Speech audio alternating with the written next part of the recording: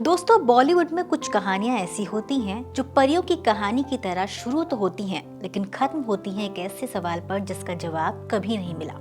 बॉलीवुड में कुछ नाम ऐसे हैं जिनके साथ सिर्फ फिल्में नहीं, पूरे दौर की भावनाएं जुड़ी होती हैं। नमस्कार दोस्तों, मैं हूं श्वेता बाजपेयी। रेखा एक नाम, एक चेहरा और एक ऐसी खामोशी जिसके पीछे कई अधूरी कहानियां छुपी हैं। आज हम बात कर रहे हैं रेखा की जिंदगी के उस हिस्से की जिसे उन्होंने कभी शब्दों में बयान नहीं किया।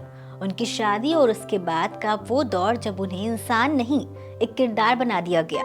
1980 के दशक के आखिरी में रेखा अपने करियर के शिखर पर थी।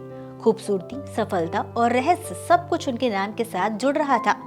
इसी दौरान रेखा प्यार की तलाश में थी और आखिरकार उनकी मुलाकात साल 1990 की शुरुआत में दिल्ली के बिजनेस टाइकून मुकेश अग्रवाल से हुई।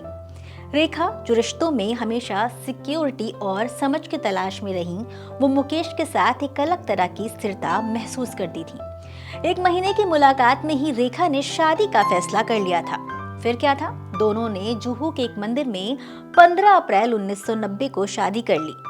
लेकिन शादी के बाद जैसा उन्होंने सोचा था वैसा बिल्कुल नहीं हुआ। कुछ दिन बाद ही रेखा की शादीशुदा जिंदगी में उस वक्त बड़ा तूफान आ गया जब उन्हें पता चला कि उनके पति मुकेश डिप्रेशन के मरीज हैं। अब रेखा ने धीरे धीरे मुकेश से दूरियां बनाना शुरू कर दी थी। 6 महीने बाद ही यानी सितंबर 1990 ने दोनों ने आपसी सहमति से तलाक का फैसला किया। 26 सितंबर को रेखा स्टेज शो के लिए अमेरिका चली गई। इस दौरान रेखा को इल्म भी नहीं था कि मुकेश अग्रवाल कुछ ऐसा कर बैठेंगे जो सबके दिलों में कभी न भरने वाला जख्म बनकर उभरेगा। 2 अक्टूबर 1990 को मुकेश ने अपने फार्म हाउस में रेखा के ही दुपट्टे से फांसी लगाकर आत्महत्या कर ली। मुकेश ने मरने से पहले सुसाइड नोट भी लिखा। उन्होंने सुसाइड नोट में लिखा था कि मेरी मौत के लिए किसी को भी ब्लेम ना किया जाए, खासकर रेखा को। इस दौरान पूरा फिल्म जगत सदमे में था। रेखा उस वक्त घर पर मौजूद नहीं थी, लेकिन उनका दुख यहीं खत्म नहीं हुआ। मुकेश की मौत के बाद सबसे ज्यादा चर्चा इस बात को लेकर हुई कि रेखा अपने पति के अंतिम संस्कार में भी शामिल नहीं हुई। यहीं से उनके खिलाफ बातों का सिलसिला शुरू हो गया। समाज और मीडिया ने बिना पूरी सच्चाई जाने रेखा को कटघरे में खड़ा कर दिया। उनकी चुप्पी को संदेह की नजर से देखा जाने लगा था। धीरे धीरे उन्हें ऐसे शब्दों से जोड़ा जाने लगा जो किसी भी महिला के लिए सबसे ज्यादा तकलीफदेह होते हैं।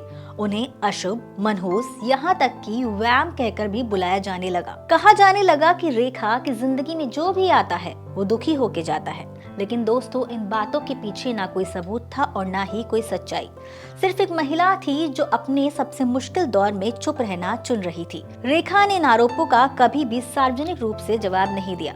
वो फिल्मों में लौटी, सम्मान के साथ काम किया, लेकिन अपनी निजी जिंदगी को हमेशा पर्दे के पीछे रखा। इतना ही नहीं, उन्होंने कभी दोबारा शादी नहीं की। शायद इसलिए नहीं कि वो आगे नहीं बढ़ना चाहती थी, बल्कि इसलिए कि कुछ दर्द शब्दों में बयां नहीं होते हैं। ये कहानी सिर्फ रेखा की नहीं है, ये कहानी है उस समाज की जो सबसे पहले औरत की चुप्पी को दोषी ठहराता है। कभी कभी सबसे बड़ा साहस कुछ ना कहना ही होता है।